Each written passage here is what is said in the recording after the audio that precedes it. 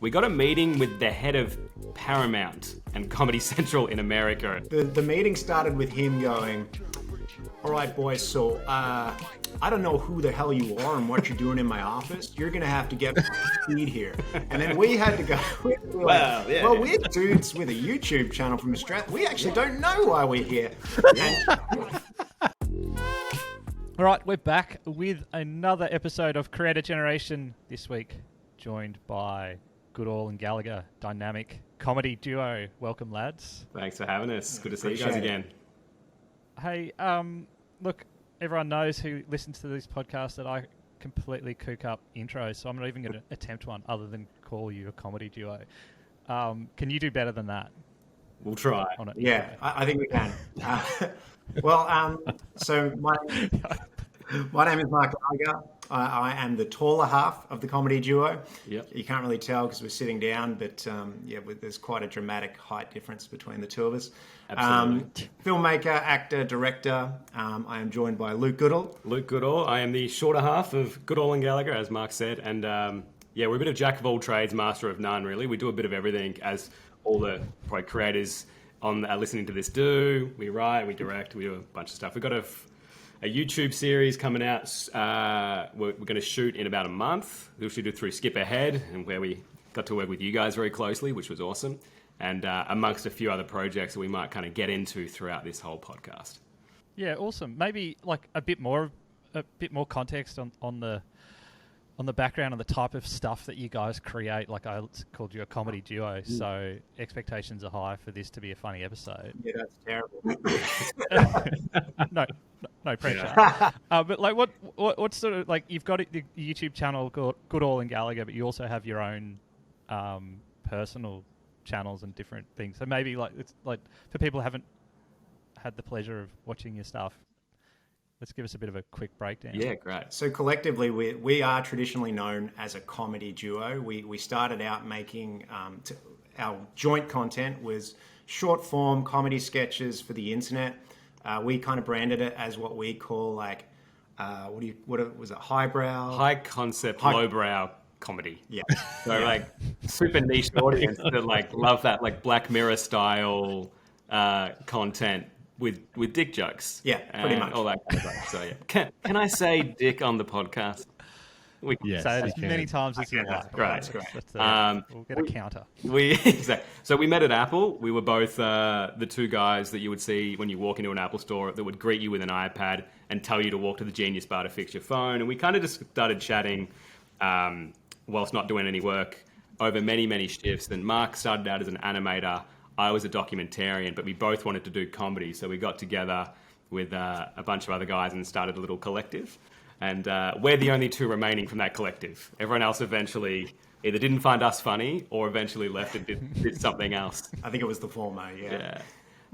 Can I ask a question? This is I'm probably going to sound insulting, but when you say, hey, we met at Apple, do people go, oh, and then you go, the Apple Store. They go, oh, does that ever happen?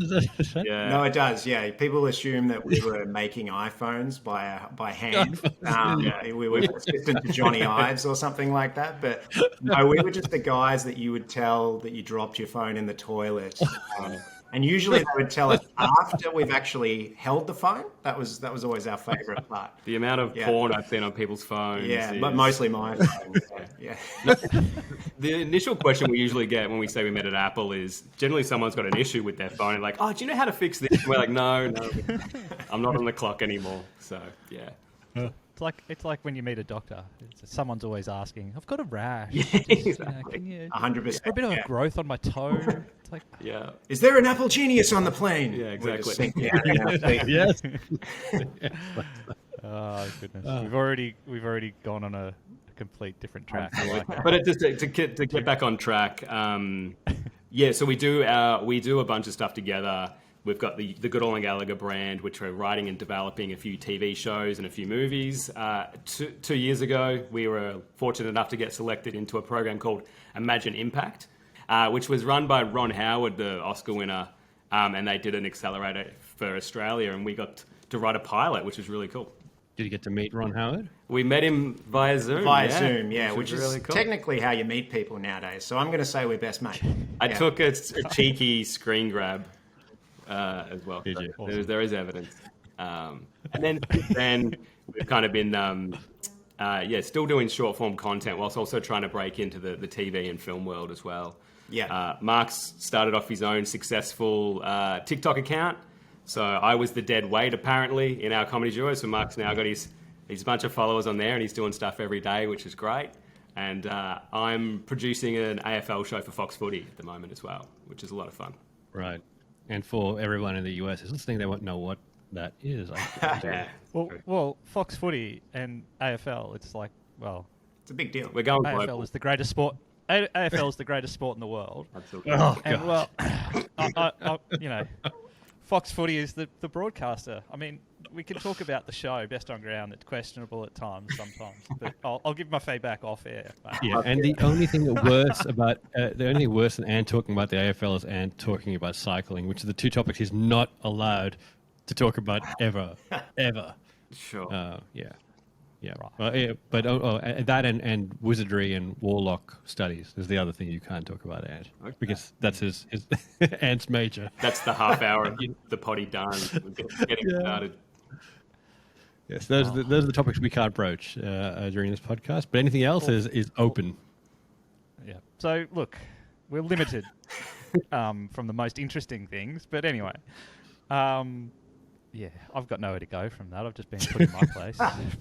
That's. I'm going to have to throw away this PowerPoint presentation of cycling. Yeah, I sure. prepared. It's terrible. We can compare notes on that later. We need a content creator a lot like us being a cyclist. It's like the Tour de France.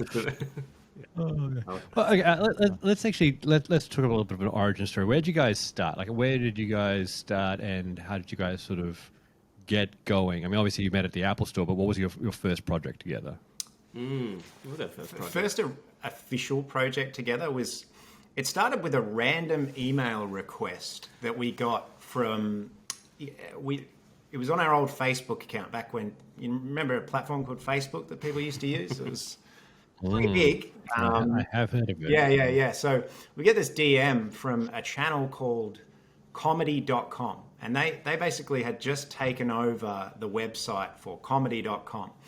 And they said, we would love to make content with you. We're trying to be like a, sort of all-purpose comedy channel. Like a Funny or Die. The crazy thing is, so we'd done a few comedy skits together, and you'd actually DM'd this comedy.com page maybe 6 months prior. Because, like, I don't know, when we used to do a video, we just throw it out to a few little pages, maybe get a share or two here or there. And then 6 months later, these people who took over that page saw that video and thought, oh, actually, this isn't that bad. And they reached out to us. And there were a bunch of Americans that wanted to give us a bit of money to create some content. So we were like, this is obviously a scam. And until we kind of had a Zoom with them at like 3 a.m, our time. Two dudes from Israel, like in the middle of the morning, we thought, this is such a random call. Like, we might as well do it. Let's see where it leads. Basically, they wanted to pay us money to create a little bit of money. Like, we're not talking like it wasn't a couple huge grand. Amount, but like for people who really hadn't done anything at that stage, it was a decent chunk of cash. Better than a few days at Apple. Yeah. So we got basically enough money to fly us and a small crew up to the Gold Coast. And we had as sort of a guest in the series a model called Gabrielle Epstein, and she was going to do a bunch of sort of sketches with us as branded content for comedy.com. And it was a bit of a crazy shoot. I remember it was the only day we could organise with Gabrielle was the morning after the Force Awakens premiere. And I said to Luke, I'm not missing The Force Awakens. And he's like, are you kidding? You're gonna miss this. And I said, I'll tell you what I'll do. I'll watch the midnight session of The Force Awakens, and then I'll get on a plane and fly. And so I basically didn't sleep all night and then just went straight into set. And he was absolutely useless the whole day. He was on the couch asleep. It was... Yeah, it was a tough day for me, but Hey, when the camera switched on, I brought my A game. Yeah, but I did all the other organising. He did, which is the Force Awakens the one with Darth Maul and Jar Jar Binks? No, this was the first of the new trilogy. It was the J.J. Abrams directed one. If you cooked it for that horrific movie, we'd have to just end this podcast right here. No, that would look. I mean, some people don't like that movie either, but like at the time, it was massive news for Star Wars fans. It was the first movie we had in a long time. You can kind of see where the priorities lay for Mark with our business, you know. Yeah. So everyone listening at home, you've got to have your priorities straight to really make it in this game. Exactly.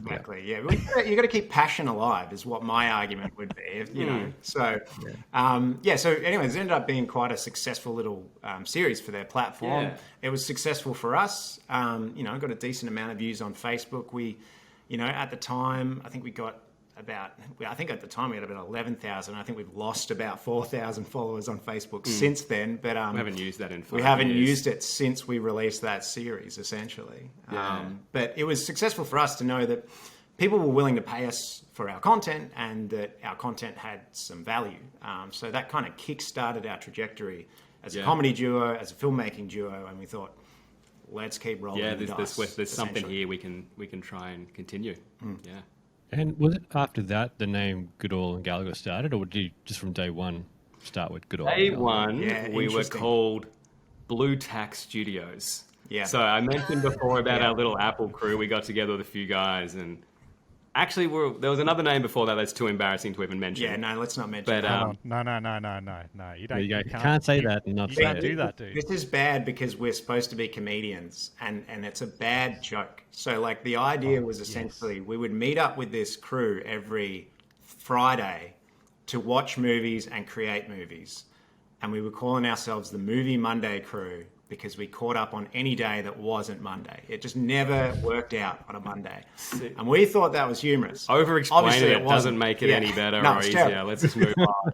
Called ourselves Blue Tack Studios for a while. Yeah. Based on an animation, just get out of there. Yeah. So, but then when all the other guys started kind of falling off, we just like, well, let's, you look for inspiration in names. A lot of radio shows, it's just the names. And unfortunately, Mark and I have two unique names to pronounce back to back. Goodall and Gallagher. It's probably not the smartest thing. We should have called ourselves Luke and Mark. Yeah, but, we have learnt since that was bad branding by us, but it is now our branding. So we do abbreviate to G&G now, so which is easier to say.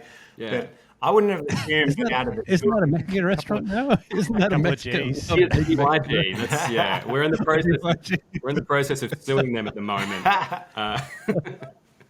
Yeah, that's how it goes. I like your name, Goodall and Gallagher. I thought it was really strong when I first heard it. I was like, it was one of the names that stood out to me out of all the people we were, put in front of us. That's the first time anyone's ever said it, and anyone ever pronounced it correctly. So thank you, Fred. We appreciate that. Yeah, no, it's good. I don't know what Ant thought, but I think it sounds like, and not in a bad way. It sounds like those comedy duos that I grew up with, like on TV. Yeah, that's true. That's when you started talking about the tall and the short comedian, I started thinking Leno and Woodley, which are very fun Australian comedians. One's tall, one's short. I don't know, Goodall and Gallagher. Yeah, you like it? I like it. G&G. Well, there you go. We'll keep it.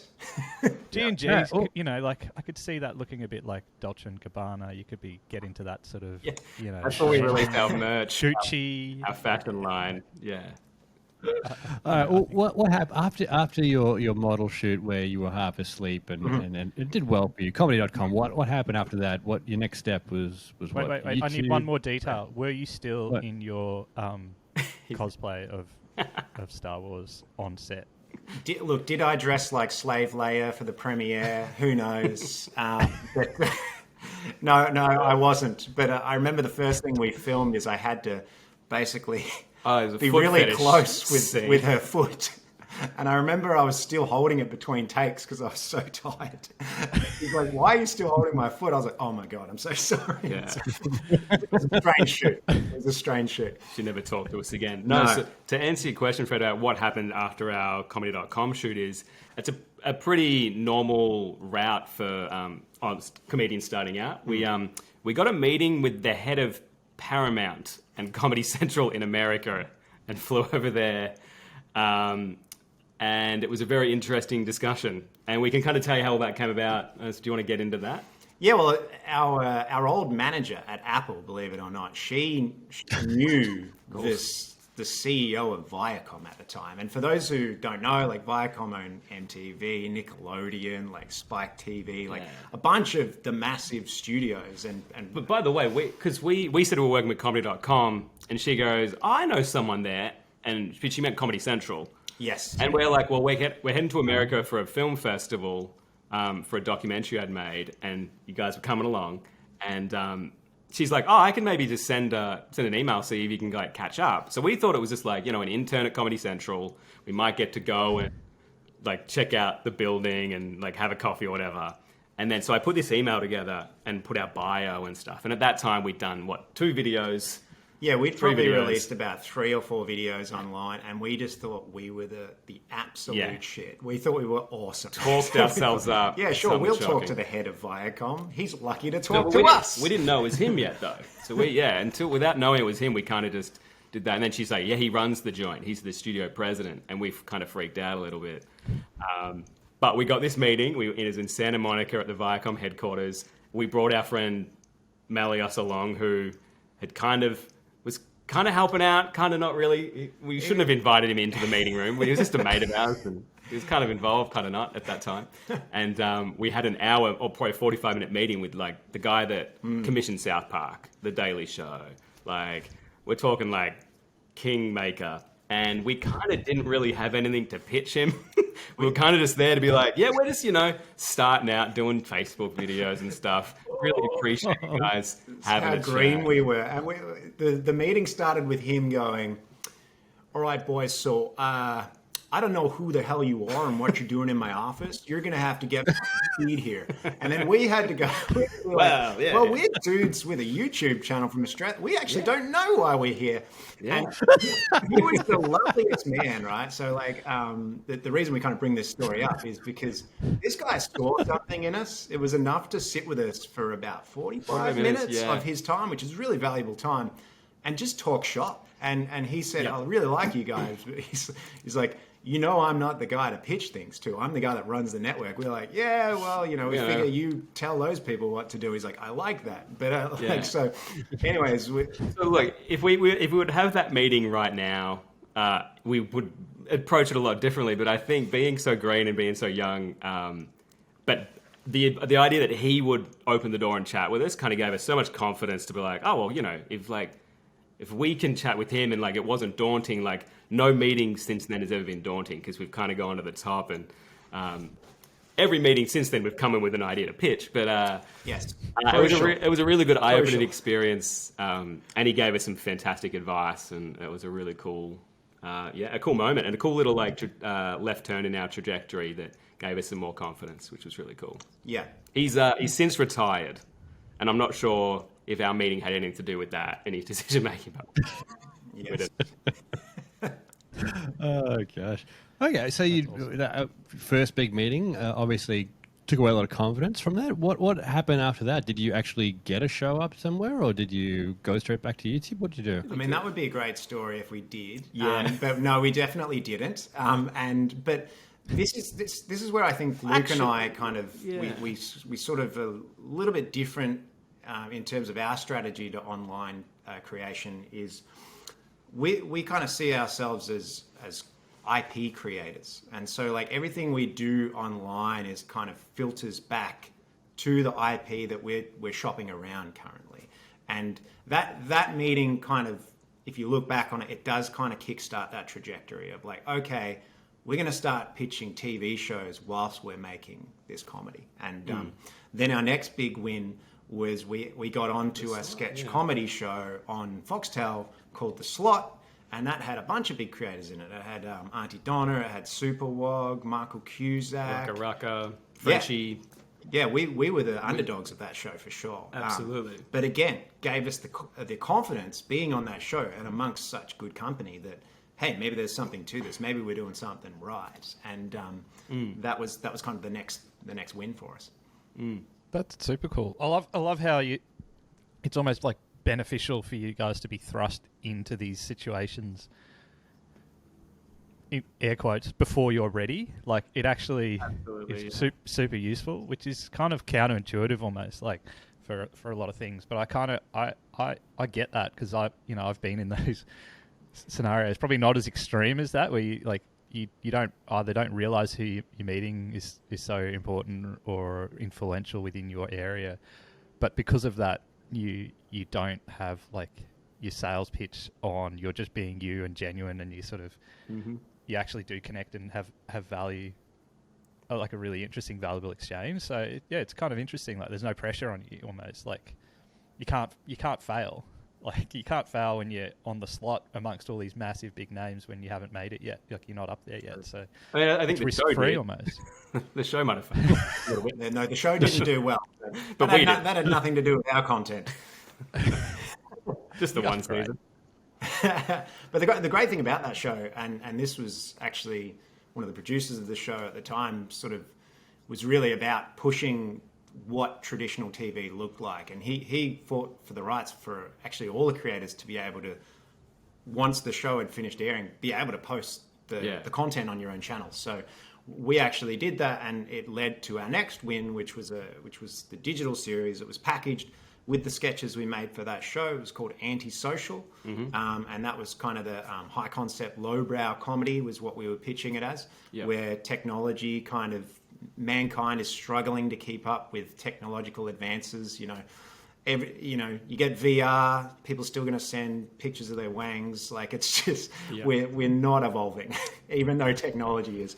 And that was kind of the point of the show, and that kind of led us to our first like viral hit, which was it was called Gender Swap in VR, and that was essentially like, men and women get the chance to put on these VR headsets and live the life of the opposite gender for the day. And like, which gender has a good time, which gender has a bad time. That's kind of the fun of it. You'll have to watch the clip to find out. Yeah. I have watched the clip. But I've seen it. It did very well, bro. I mean, 25 million views on our channel, and then, we've reposted it on a few affiliate channels, and a lot of people have jacked it as well. So it's been a really popular video for us, and that's we kind of gave us our first big YouTube win, and that's where our subscribers started coming in. And that show in general, Antisocial, we did was really like fun experience for us to kind of figure out what our style was. And we've kind of been living off that ever since. Pretty much. We haven't really posted too much since, but we got some stuff coming. There's some stuff coming, don't we? Well, what happened with the YouTube journey after that? So obviously that kicked off a lot of subscribership and growth there. What's happened since in that whole area? Not just YouTube, but like the other digital channels too, like TikTok you were talking about as well. Yeah, so kind of like we were talking about before, like we have this two-pronged strategy. Is our online presence kind of fuels our offline presence, and that people see us as filmmakers and creators. But digitally, like we don't really, other than this YouTube series that we've been selected for Skip Ahead this year, we haven't been releasing much as a duo. So we've been releasing stuff separately. Luke's been doing digital stuff under a company called Priceless Productions. And do you want to talk a little bit about that? So I mean, for a few years I was running a branded content company. So I'd be doing comedy skits for brands, and like the likes of Carlton Draft, KO, Sportsbet, all those kind of vibes, and kind of still getting my short form fix, doing that kind of stuff, and still kind of honing my skills there. While Mark kind of went off and did his own I suppose TikTok and Instagram channel as well. So we've kind of both been doing some simultaneous stuff online, whilst the big stuff that Mark and I kind of really want to do in our big goal in life is TV and movies. So we've both just been like getting together on those things, and it's been great to have a bit of short form content on Instagram here and there that we're creating, and we've got a bunch of stuff we want to kind of do pretty soon. But I think this our next foray into YouTube will be probably at the end of the year or start of next year, where we have our series coming out, which is called The Followers, which we mentioned before. So it's about a wellness cult in the Aussie bush, and it's like a bit of a Louis Theroux mockumentary murder mystery. And we're really excited about that. And we've talked to you guys a lot about this idea, and you guys have helped shape it. And See if you can guess who plays the cult leader out of just by looking at it. yeah, Who do you think plays the cult leader? Hard to tell. Hard to tell. Yeah. Could be the one that looks like Charles Manson. It could. I think you both could pull creepy cult leader off, actually. True, yeah. You look like I could run Scientology. I feel Yeah. like that kind of. Yeah. You look like a small Tony Robbins. That's what you look like. Thank you. Small Like, if Tony he had Robbins a and it would be him. Charles Yeah. Manson. Lovely. That's a new character. That'd be a good dinner party. A freaky dinner party. Yeah. Absolutely. Hey, just a quick interruption. We have the Creator Generation Discord community. Join your fellow creators from all over the world. We are here to help you grow, thrive, succeed, help each other be accountable and get it done.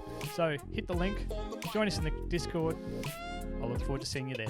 Well, I love that idea though. Like you guys are IP creators. I think that's like a really interesting way of looking at it. But then, Mark, like your TikTok and Insta stuff is really, I guess riffing You off call other it people's IP. stealing. He's an IP. Well, stealer. remixing and reworking it. Like, what's your jam there? Like, that's pretty interesting. Yeah, so like, I can't. This is how I sort of describe it. This is what it is for me. Is doing TikToks and Instagram Reels it's like exercise for my mind. It's part of my mental health regime. So if I haven't created anything in a few days, I don't feel great. I need to do it. So it really was just a personal endeavor to be like, we're in COVID, we're in lockdown, everyone's feeling pretty crap about themselves. Wouldn't it be great to just make people laugh? And that's honestly all it started out as. And did some sort of sketchy type stuff for a while, and then I did one sketch where I was just playing around. I thought, wouldn't it be funny if I edited myself into Harry Potter, but as like if an Aussie went to Hogwarts, how would they react? And it was this clip where he's just not scared of Voldemort. He basically gives him the finger, and then Voldemort explodes. But it just went viral, and I thought, oh, there's something to this. And then I did another one, and that one went even more viral. And then everyone was sharing my clips. I had my nephews saying, all my friends are watching your clips. Like, I was like, oh, that's probably not good. They're a bit crass, but that's great. And then so that kind of took off. And then, weirdly kind of just kickstarted this content format that, Luke and I hadn't experimented with, but it's kind of remixing of popular franchises. So you take a popular franchise, you edit yourself into it. And I think what people like about it is you're not just providing them with comedy. There's sort of a magic trick element involved in it to people who don't understand how editing works. That's one of the most common questions I get is, how do you make these? And there's a structure to it, like it's just a different form of writing. You're essentially just taking, a phrase or a word, and it's either the setup or the payoff to a joke. And you just take the lines that you think you can work with, and you write a bunch of jokes, setups or payoffs, and then you just edit them together, and it makes you look like you're having a conversation with this person from the movie, and people love it. That's awesome. Very nice. I'm actually looking at your TikTok account right now, and just checking it out, just looking at the different things you got going on here. I like it. It's good. It's good. Definitely a different take on a couple of things. It's very good. There you go. Well done. Good stuff. I like this one here. If Mr. Beast was in Australia, yeah, you got instead of the koala with the little lightning bolt on the eye. Very nice. Yeah, people like that one. I'm gonna have to do a follow up, I think. You could start an Aussie burger chain. Yeah. Get in on that. Koala burger. Koala burgers? Yeah, that's something. Yeah. Well, look, I mean, obviously, it's really interesting because you're saying you do things together, then you do things apart, right? And that's really good. I think Polyamorous. there's so much. Yeah. And there's so much we said, like having a partner to work with is really valuable because you've got someone to bounce ideas off and you can help really grow your business. But it can also be difficult, obviously, because you've got two people there you're trying to weigh up the ideas from and the direction from as well. Over the years, what have you done to sort of balance that out when you both wanted to go in different directions or you had, different points of view? Yeah, it was pretty challenging early on because, like, we're both we weren't making a living off this at the time, so we both were kind of saddled with when we're both available. So, like, I'd be working in TV or something, or you'd be working in animation, and just syncing up the time was probably the hardest thing. And then I suppose over time we've managed to get a really good flow together, where it's kind of just making sure each other's schedule is lined up each week, and like which days are we going to commit to. And I suppose over time, we've just got a really good way of working together. Like, I think everything used to take a lot longer because we actually both have quite different sensibilities with a lot of comedy, but we do feel like when it does come together as like a nice synergy, it's much better than what either of us could have done on our own. So it took a while to form that. And I think we're now getting to a point where we're actually doing stuff so much quicker than ever, but also putting out much more like better quality stuff as well. So I don't know, we're in a good mode at the moment, which is really cool. Yeah, we're in a really good synergy at the moment. So what kind of happened at the start when we were writing content is we'd kind of do one for him, one for me, and one would be kind of surrealistic, dark comedy that I like, and then Goodall kind of has these kind of like, what would you call them, like everyday quirks and like Jerry Seinfeld, Larry David-esque kind of stuff. And like they were quite different, and I think that was quite jarring for any potential viewers, as they'd see one like that and then they'd see another one that wasn't quite vibing. And once we kind of got to Antisocial, we really started melding those two things together. And it's, as Luke said before, there's something about the friction when you're creating with someone else, that middle point is where the real sparks fly. And so you learn to sort of trust that. Like, I know now that even if I'm like not into a joke, but Luke is super passionate about it, there's an audience for that joke, and I just trust that. I go, okay, it's not really my thing, but he's really passionate about it, which means that that's going to work for the people that like that sensibility, and Luke kind of affords me the same sort of favor in that regard. Yeah. And what would you say? I mean, like there are a lot of people who come to us as duos, or even 3 or 4 people in the group. But what do you say to people not working by themselves, working as part of a group? Do you have any tips to keep things sort of cohesive and moving forward? I think you got to have goals, short term, middle term, long term. You got to kind of know where you're going. You got to know like who's taking care of the business side, whether it's like BAS statements, like lame stuff, like invoicing, all that kind of stuff. You need to have everyone's defined roles, and just keep everyone in the loop from a communication point of view. So yeah, it's a challenge. You're running a business, really. So this is what it's like. You got to treat it like a business if you really want to take it seriously. And then I might like from a psychological perspective, it's a relationship, right? And you've got to maintain that relationship like you would an intimate or romantic relationship, like you got to sort of work out how to talk to each other. And one of the things about like intimate relationships is one of the things you've actually got to learn the most is how to disagree with each other and do that in a healthy and productive way. And we've gotten a lot better at doing that as the years have gone on. And once you learn that amongst the two of you, you can apply that universal skill to pretty much any group interaction you have if you bring in more people in. But it takes time. You just got to we've done over 100 videos together, probably written a heap of different scripts. So it just takes time. And now we're at a point where like we're actually getting paid to develop an adaptation of a children's book at the moment. And we got to a point where like both like the way we're working together is just so easy. We're kind of just both putting out, or it's almost like our styles have molded into one at the moment. And it took a long time for us to get there, but we're getting stuff done really quickly, which is great. Yeah. Okay, so you've obviously found that it's super valuable because, like, so a lot of people can't get past that. Like, they have different ideas, they want to go in different directions, and often will break a deal. But obviously, you've gone past that. You've had your sort of crucible, moment, along the way. Yeah. Maybe that was the Paramount meeting. I have no idea. But you guys obviously come out strong, and that's super valuable. And going forward, do you think you'll be doing a lot more stuff together, but still have those solo opportunities on the side? Yeah, and I think the solo opportunities are what keeps this thing so strong. Like, I think there was a point in time where I was probably off running that branded content business. You were just sitting at home kind of waiting for me to do stuff. Yeah. And then you started doing your own things. Yeah.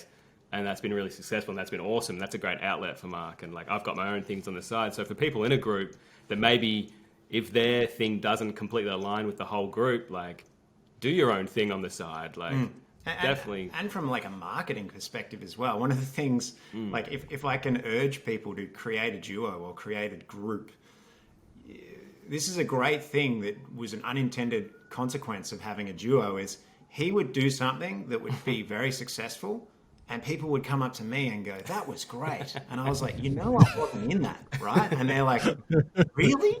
You weren't? I was like, so they just see his face and associate me with it, and vice versa. So we started getting kudos for each other's work. And, when we combined our bios together as well, like our individual bios are pretty great now, but our combined bio is even better. So you really do just get to sort of compound all the success together and sort of build and grow together. So there's so many advantages to working with someone. Yeah. That's cool. Yeah. And look, I know we're running out of time here, but I wanted to ask this: like, what kind of creators do you see yourself as? I want to ask, like, what do you do? Do you say you're online creators, you're TV writers, you're filmmaker? How do you describe yourself specifically? I hate saying that I'm a comedian because I'm quite an introverted person. So like people, you're a comedian, tell us a joke, mate. I'm like, oh god. But I actually like. Probably say I'm a storyteller first and foremost, and storytelling is present in anything. So, whether you're doing a commercial, whether you're doing a podcast, whether you're doing, even if it's just a tweet, there is a story in any form of content. And so we just follow where story goes and where the attention is. That's kind of how I would define it. Yeah, I'd say that's pretty bang on. Yeah, just we're happy to tell stories to anyone that'll listen in any shape or form that they will consume it. Really, I like it. Hey, I've got one more just to segue back into like talking with that. You guys as a duo and a team. Sure. I know I'm sort of going around in a circle, but like the idea that you guys are really keen on making films and TV and things like that. But in the online world, it's like there's no gatekeepers. You're it, you and your audience, right? Like in between yourselves. But then when you throw in the film, the other industry bodies and people and studios and stuff, there's other gatekeepers. How do you see that? Like, are you building, like by creating your content and getting runs on the board, are you building a bit of power and sway in what gets made? Like, are you becoming part of that decision making, or are they still the gatekeepers as you go through and you've got to play a different game? Yeah, look, we're getting there, but we're definitely not. We don't have too much sway. The gatekeepers are still there for that TV world and for that film world. There is still that. It's still the process that's always been there. But our online content definitely gets us in the room, I think. Yeah. Well, I mean, we were told by the Ron Howard team that one of the reasons they really liked us is because they read our script, they thought this is great, and then they just went on to all of our socials and watched us. And they thought, these guys are really fun to be around. We want to have them in our program. We get the tone because we can see that they can do it. So it's absolutely valuable to have that online back. They both feed each other in a great way, which is why, to be honest, it's why we don't post that much on social, because we're working on trying to do TV stuff, but we're also like, it's everything's just a bit slower because you're at the whims of the big corporations and trying to figure out how to get your way into those things. So, but the social stuff definitely helps. What's the one skill that you need to transition into that world with the gatekeepers and the studios and the suits and stuff like that? Like, what's the one thing that a lot of online creators don't have that you kind of need to work on? That's a good question. Can I say two things? Is that a cheat? All right, I'll say one. The second one's a joke. No, I'm joking. I'll say one thing. The best thing you can do, in my opinion, Luke will probably have a different answer, but is be a good listener. I can't tell you how many stories I've heard from the industry of creators who pull a George Costanza and just say, this is the show, and they're just not willing to listen. They fight with the people who are potentially going to give them this life-changing opportunity. We've been told numerous times that we take feedback really well. So like if someone in charge of your project gives you feedback, it's your job to listen to them. And there's always a note behind the feedback. Maybe the feedback itself isn't great, but they're bumping up against something, and it's your job to understand what it is that they actually are trying to get from you. And if you can learn how to listen, that's a really powerful tool, especially when you're working with these people with a lot of influence and sway and money. Yeah, the one thing I'll add to that is you need to have a bunch of ideas up your sleeve. You can't go in with one. You can't try and pitch one idea for a year or two, because you might need to, we've been in meetings where we'll go in, well, since we went in with 0 ideas, we now go in with several. And there are meetings where you might go in, you might have researched that company or that producer and think, I think they'll like this one. And then you pitch that off the bat, and you're kind of getting donuts, and then you throw out 1 or 2 more ideas, and then bang, they'll start clicking on that one. So, and then next minute, you're having a deep conversation about that. So you've got to go in with a heap of ideas, but also like a few of our ideas have been in development with a few companies for, a long time now. And you kind of do need to have a few ideas extra just to kind of keep yourself as a creator motivated, and to keep, like, for the next person that comes along, here's that other idea that is maybe not attached to anyone at the moment, and you can kind of, pitch that as well. So just having as many ideas on the table as possible, in whether that's like a pitch video, a pitch Bible, a script, a treatment, just kind of like get it all out there and kind of, get as much out there as you can. Yeah, it's a slower industry. We're working in the TV space and the movie space at the moment, and those projects probably won't come out for years. And coming from the sort of background of you can come up with a silly idea and have it online in the next few hours, that can feel really restrictive. But you just got to have as many swings at the bat as possible. Yeah. I love leaving things on good advice, but surely there's a joke. No, I'm joking. No, be funny. Be funny. Come on. No, that was funny, man. It was good advice. It's a genuinely difficult area to work in especially when you're crossing over so many different things. And as a duo, that adds another level to it. But I think you guys have done well. And what I was going to say, from the time I met you guys, I think I met you at different times. You've come to our events before and stuff like that. I've always, whenever I've talked to you, I've always got a super positive feeling. And I think a lot of what you've described in these meetings is people see that. And when you were talking about your process, about the listening and the way you talk about ideas, I think all of that was so crucial in feeding into how I thought about it. When you said that listening thing, it really stood out to me. I'm like, yes, you did. There are a lot of people, when you give advice, they'll always argue and ask about this and ask about this and then try this. And it felt like you were absorbing a lot of that and feeding back into that rather than trying to find a counterpoint. I think that's really valuable. And the idea of having those concepts that you really believe in are, super valuable as well. So I can see why you've done well, and obviously you are a good duo and you are very funny, and I hope that you guys continue to kick goals. Thank you very much, so much, man. Yeah, appreciate that. Appreciate it. Create a generation. Look on the mic.